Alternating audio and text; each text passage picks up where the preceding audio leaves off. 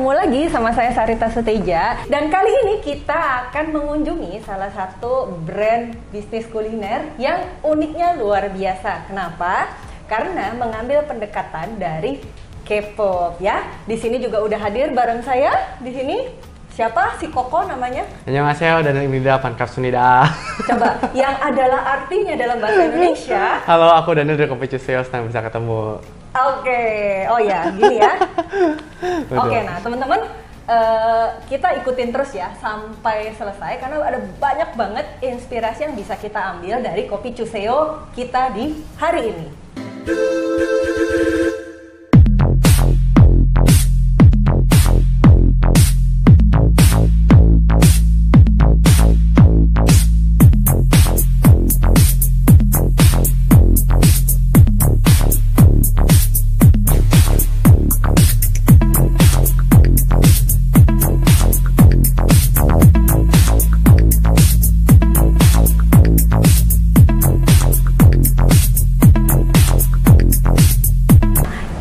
Kenalan ya sama foundernya adalah Daniel ya. Nah mungkin sekarang pengen ya sedikit cerita tentang latar belakang nih. Kenapa sih dulunya awal-awalnya gimana perjalanan hidupnya? Apakah memang dari lahir dari bayi udah suka sama Korea atau gimana? Silakan. Dari lahir suka kopi gitu ya. Dari kecil udah ngopi sih sebenarnya. Nggak nyusu tapi ngopi.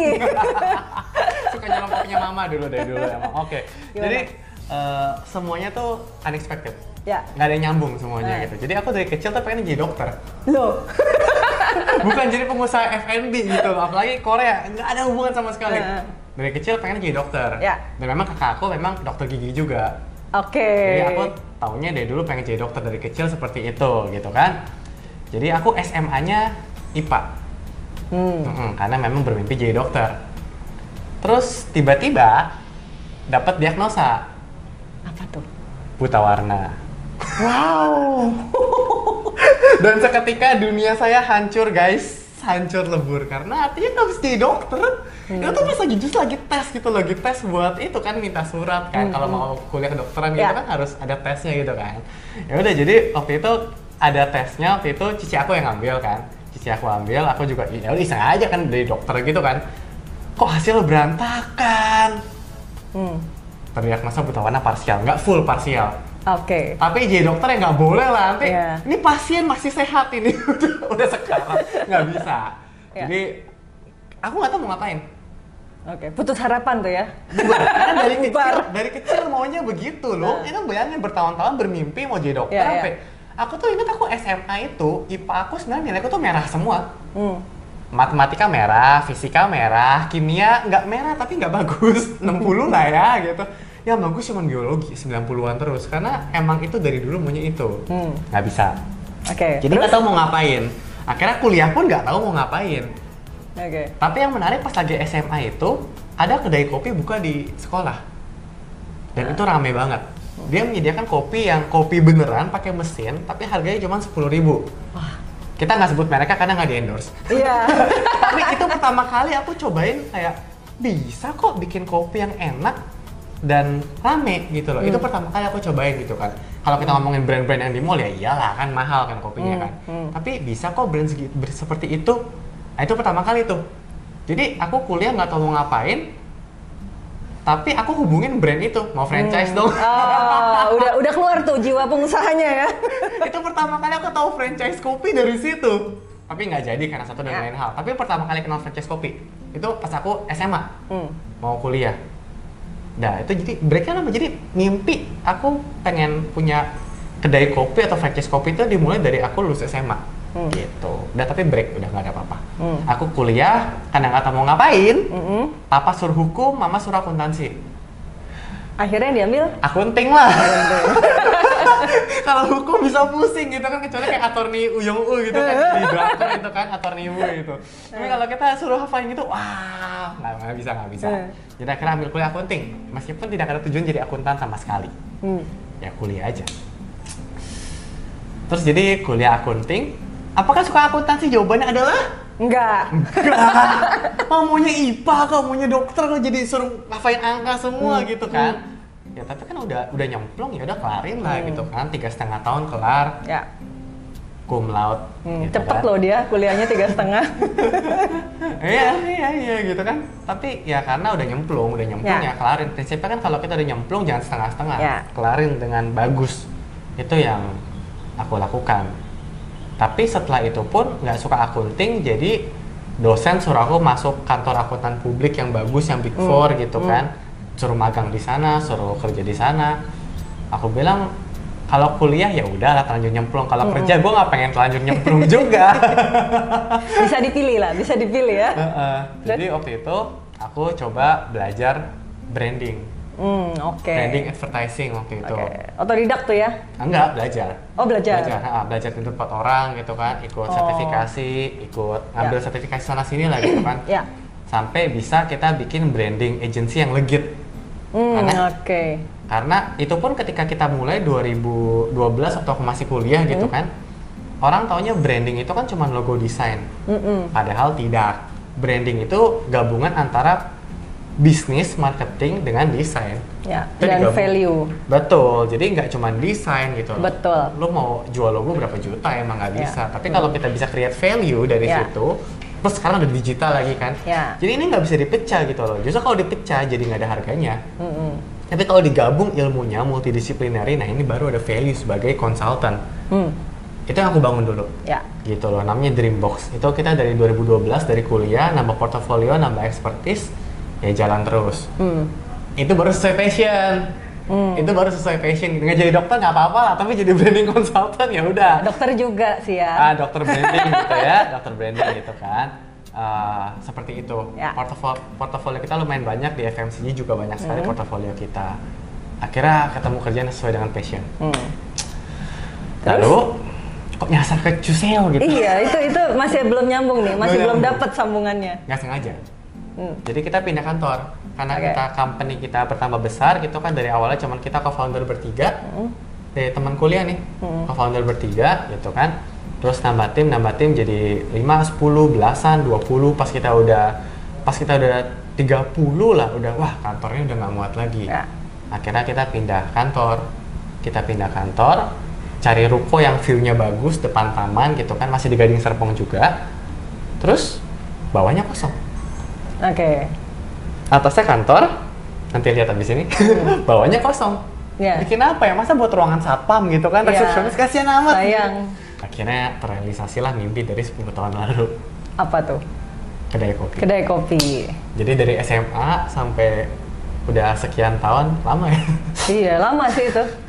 Akhirnya gitu, kita bikinlah kedai kopi, namanya Kopi Cuseo. Jadi kalau ditanya backgroundnya gimana, backgroundnya seperti itu, latar belakang jauh ya, dari SMA, kuliah, kerja, sampai di Cuseo tuh perjalanan panjang dan nggak nyambung semua, tapi enjoyable.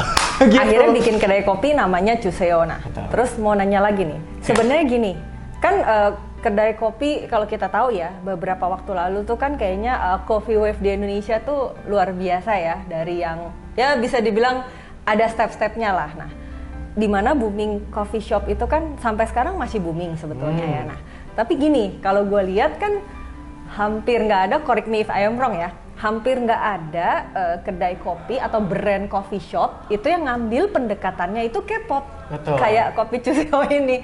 Tuh biasa ini tuh menurut gue agak unik ya gitu, karena belum pernah lihat, nggak tahu nih, tolong dikonfirm aja sebelum Kopi Cuseo ada atau enggak, gue nggak tahu tuh biasa gitu ya. Gitu. Nah, tapi yang gue lihat baru satu nama yang cukup keluar lah gitu ya, cukup menonjol, ini adalah Kopi Cuseo. Nah, bisa nggak dijelasin? Kan kalau ngomongin tadi, oh iya ada tempat kosong di bawah, bikin kedai kopi. Kedai kopi kan bisa macam-macam konsepnya ya gitu, mau manual brew kah, mau espresso base kah, macam-macam. Nah, tapi kenapa ngambil pendekatannya K-pop?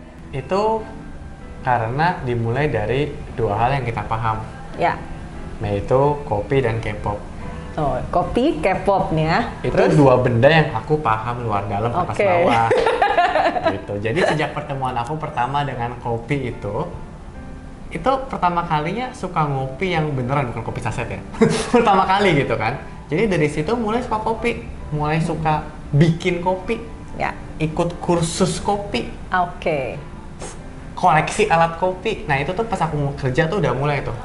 Oh, kopi tuh seperti ini ya. Sampai benar-benar ngerti dari hobi. Jadi waktu ikut kursus kopi pun kayak, Ya ikut aja karena pengen aja. Nggak ada rencana buka kopi, ikut aja karena suka belajar kopi. Jadi aku udah nge-brew, bukan cuma minum tapi nge-brew kopi udah tahunan. Jadi sudah ngerti.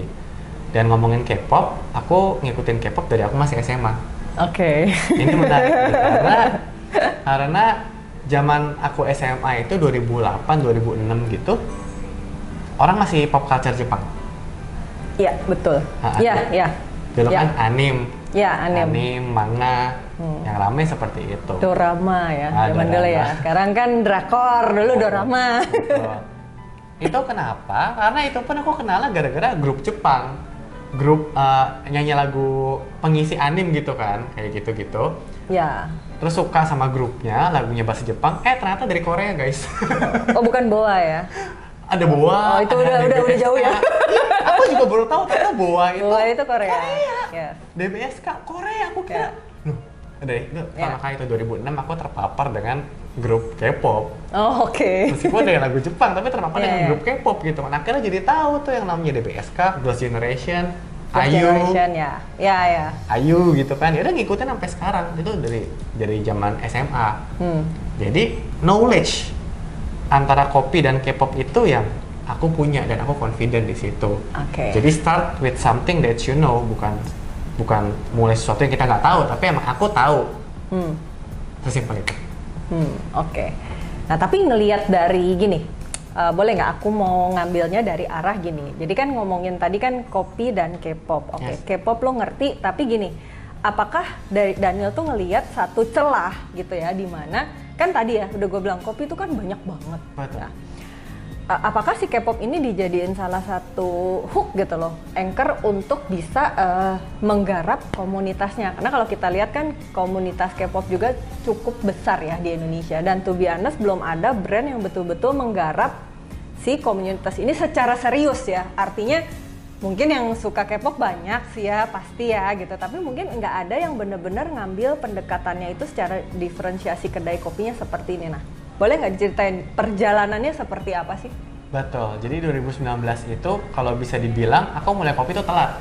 Karena orang telat banget. Betul. Orang kan mulai brand-brand yang sekarang ternama yang udah jadi unicorn dan kawan-kawan itu tuh mulai kopi 2016, 15 bahkan gitu kan. 16, 17. Ya. Mereka udah mulai, kita masih sibuk di agency gitu kan.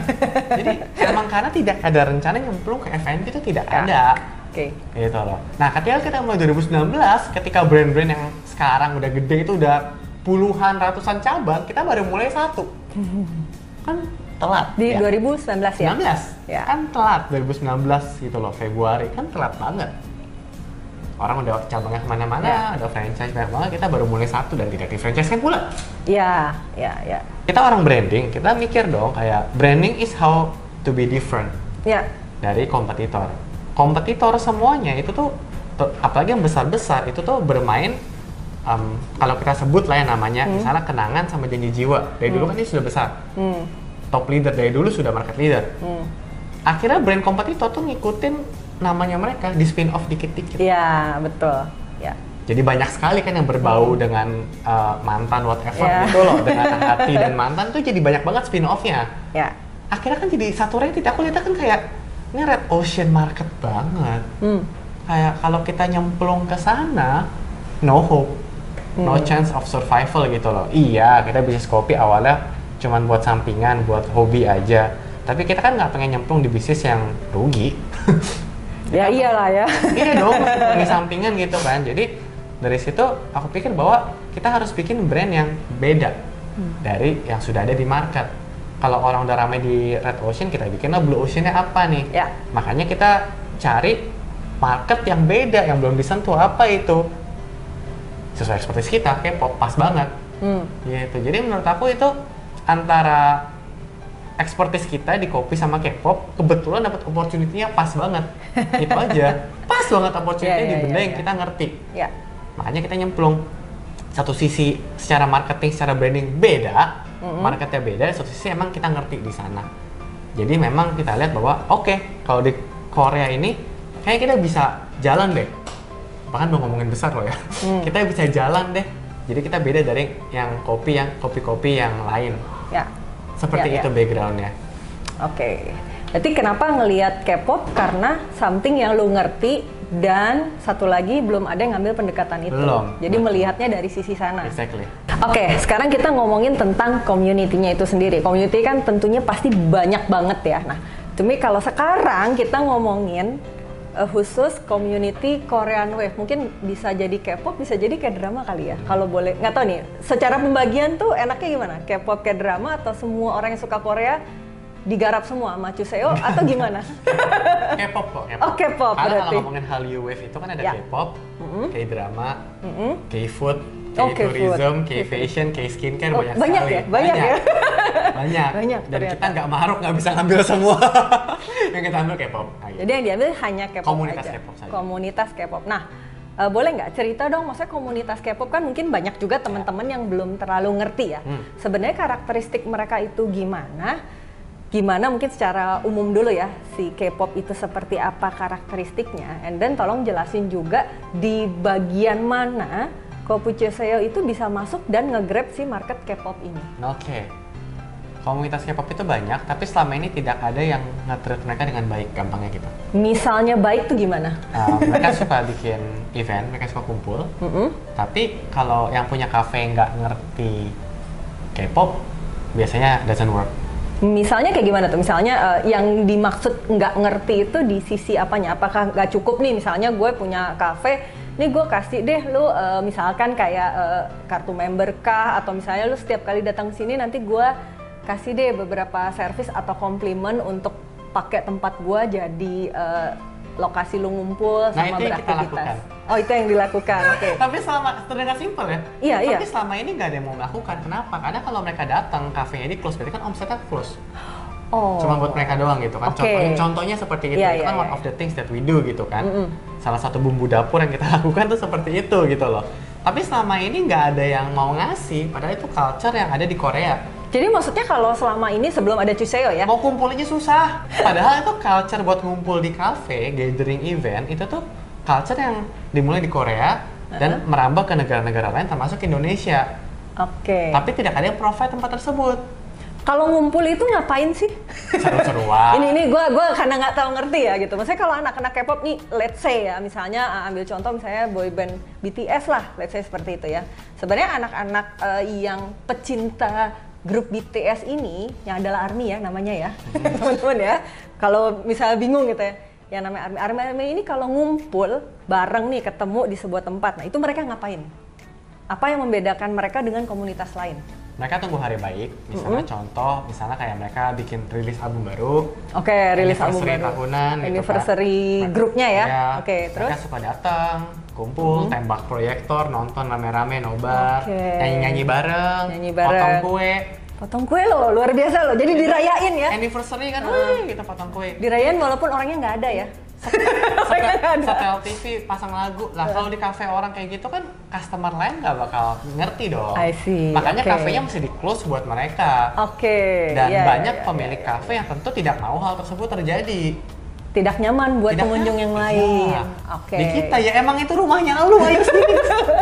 Jadi waktu itu kayaknya ketika ada ya kita buka kafe itu kayak ada komunitas beberapa datang kayak akhirnya ada kafe yang beneran ngerti kita ya. I see. Kenapa? Karena Boleh tuh ya. karena aku bagian dari komunitas. Iya, iya, iya, Jadi iya. bukannya kita sosokan mau ngertiin, enggak. Emang aku tahu behaviornya seperti apa. Itu justru bumbu dapurnya aku kan. Iya, Nah, aku iya, ngerti karena aku di dalam sana. Oke. Makanya kalau misalnya ada yang mau coba-coba datang ikut-ikut, biasanya agak susah karena mereka nggak ngerti. Oke. Sedangkan aku di sana udah belasan tahun. Dari 2006 gitu kan, komunitas juga udah mulai kenal aku semua, Daniel gitu kan. Jadi ya itu that's the secret recipe gitu loh. Bahwa karena aku ngerti komunitas tuh maunya apa. Menarik ya? Menarik, Gitu. menarik. Jadi sebenarnya karena ada satu perilaku spesifik mungkin ya kalau boleh aku ngomong ya dari si pecinta-pecinta K-pop ini yang mungkin tidak bisa dikasih ruang lah mungkin ya sama si brand-brand kopi yang Betul. lain. Oke, nah tapi selama ini nih, boleh lah ya dikit-dikit dibocorin lah ya. Itu Dikit-dikit tapi boleh. mau nanya, tapi sebenarnya bagaimana cara memaintain mereka gitu? Karena kan pastinya itu kan grup K-pop juga kan keluar baru. I don't know deh, apakah ada terjadi pergeseran perilaku atau bagaimana? Pasti, pasti. Nah itu kayak gimana dan bagaimana sih Kopi Chuseo ini menanggapi si pergeseran perilaku itu? Nah, jadi di itu juga kita mesti terus up to date dengan tren terkini. Misalnya Kayak behavior yang aku ngomongin dulu, itu behavior yang sudah ada. Tapi itu kan sudah bertahun-tahun ya. Bisa jadi ketika kita mulai 2019 seperti itu, 2020 begitu, 2022 bisa jadi komunitasnya sudah mulai bosan dengan behavior itu. Nah, ngumpul-ngumpul tadi. Bisa jadi gitu kan. Sekarang harus ngumpul plus apa? Nah, itu yang kita mesti cari tahu terus biar up to date. Jadi komunitas nih maunya apa sekarang biar seru tuh mesti ngapain? Harus tambahin bumbu apa lagi ya? Dan kita kan memang nempel sama mereka. Kita kenal siapa-siapa aja pentolannya. Kita temen nih emang temenan. Jadi hubungannya bukan hubungan bisnis tapi hubungan teman. Nah, itu yang kita mesti maintain terus supaya kita ngerti mereka maunya apa. Jadi apa yang mereka pengen itu yang dikeluarin sama Chuseo. Betul. Nah, dari tadi kita udah ngomongin banyak ya, teman-teman ya. Nah, tapi dari tadi ini tuh kan di depan kita ada seperangkat benda-benda yang kayaknya dari tadi baunya juga udah minta dimakan. Menggoda. Nah, boleh nggak dijelasin? Ini produk minumannya apa? Kenapa dibikin kayak gini? Nah, yang makanan ini juga apa dan kenapa dibikin kayak gini? Silakan, minumannya dulu deh. Ini best seller kita. Yang adalah Kopi Chuseo. Ini kopi susunya kita. Namanya apa tadi? Kopi Opal. Jadi nggak pakai mantan galau dan lain-lain ya? Kopi Opal di sini. Namanya kopi Opal. Kopi Opal ini yang cream strawberry, ini yang mint choco. Ini dua ini bahkan menu asli yang cuma ada di Korea. Oh ya? Kita bawa ke sini, kita reverse engineering dengan produk-produk lokal. Jadi tetap bangga produk Indonesia. Dalamnya Indonesia tapi brandingnya Korea. Tapi ini kopi, ini dua bukan kopi kan? Non coffee dan ini rame banget. Tadi apa tadi? Strawberry apa namanya tadi? Ini Spring Day, ini Mincho. Spring Day Mincho. Kenapa namanya Spring Day? Karena ini rame waktu Spring 2020 rame di Korea. Spring 2020 rame. Strawberry ya? Menu strawberry. Kita lihat, nih kayak kita bisa bawa dari Indo. Bisa kita bikin di Indonesia resepnya seperti ini. Ini juga Mint Choco, launchingnya di tahun lalu, kuarter 4, lagi rame di sana, demam Mint Choco. Yang orang tahu itu muncul perdebatan kayak ini kayak odol gitu. Kayak odol. Dan yang odol kita bikin yang nggak odol. Pokoknya kita bikin, jadi kita bawa seperti itu. Dan pastinya disesuaikan dengan lidah orang Indonesia. Betul sekali. Oke. Nah, tapi kan orang kalau cuman minum doang kan nggak afdol ya? Jadi perlu ada makanannya kan? Nah, ini makanya ada makanannya. Ini ada tteokbokki, ada ayam-ayaman, ayam goreng, chicken gangjong, sama ada tusuk-tusukan. Intinya bisa minum, bisa makan di Chuseo dan Mogoyo. Ini sister brandnya anggap aja lah, PT-nya sama kok. Tapi ada dua brand, jadi di ojol pun bisa dicek antara dua brand yang munculnya di ojol gitu. Tapi dua-duanya ada di semua outletnya. Kurang lebih Kopi seperti Chuseo itu. Ya. Tadi kan udah disebutin juga ya sebenarnya kayaknya kalau ada minuman itu biasanya harus ada makanan karena itu pasangan ya sebenarnya sepaket. Nah, boleh nggak nanya ini kenapa yang diambil itu kenapa namanya Mogoyo itu yang pertama ya itu dulu penting soalnya brand ya. Terus yang kedua kenapa produknya bentuknya kayak gini dan ini apa nanti tolong dijelasin. Dari nama dulu deh. Mogoyo artinya makan. Oh, Mogoyo artinya makan, oke. Kopi Chuseo, itu kan bukan Chuseo, artinya kopi Chuseo. Chuseo artinya kopi dong, kopi please. Kopi dong, kopi gitu ya. Americano Chuseo biasanya gitu kan. Ya. Kalau misalnya Mogoyo artinya makan. Oh, jadi sesimpel itu ya, teman-teman foodpreneur ya, nyari brandnya. Mogoyo itu apa? Makan. Chuseo itu, tolong dong, sini gitu lah kurang lebih gitu kan, please gitu kan. Oke, nah terus kalau Mogoyo sendiri, ini kalau yang disajiin ini apa nih? Benda-benda ini apa nih? Jadi ini kayak ini tteokbokki. Oke. Terus? Ini kayak cemil-cemil kayak ayam chicken gangjong namanya. Chicken gangjong. Itu apa tuh? Goreng atau? Ayam goreng. Ayam goreng dengan bumbu Korea. Sama ada tusuk-tusukan ini mandu. Namanya mandu. Pangsit sebenarnya ya. Pangsit itu kan kayak gini juga namanya gimari, sama ini tok stick ya gitulah. Apa stick tadi? Sorry apa? Tok stick. Jadi tteokbokki bisa dibikin di sini, bisa digoreng. Oh, I see. Tapi gini, berarti Mogoyo ini sebenarnya base-nya itu cemilan ya, bukan makan berat ya. Bukan makan berat. Oke, nah tapi ngambil pendekatan kenapa tadi chicken ayam goreng seperti ini, tteokbokki dan ini karena mungkin ngelihat trennya di K-drama suka dimakan mungkin, atau ngambilnya dari mereka? Kenapa variannya ini? Comfort food. Comfort food. Orang kita bisa ke kafe kan buat apa sih gitu kan? Buat kerjain tugas, buat kerja, buat nyantai kan, me time atau ngobrol sama teman gitu loh. Ya biasanya sambil cari yang snack, bukan restoran. Jadi kita memang bukan restoran kan, tapi kafe. Cari makanan juga yang bisa comfort food, yang bisa dimakan setiap hari lah. Gitu.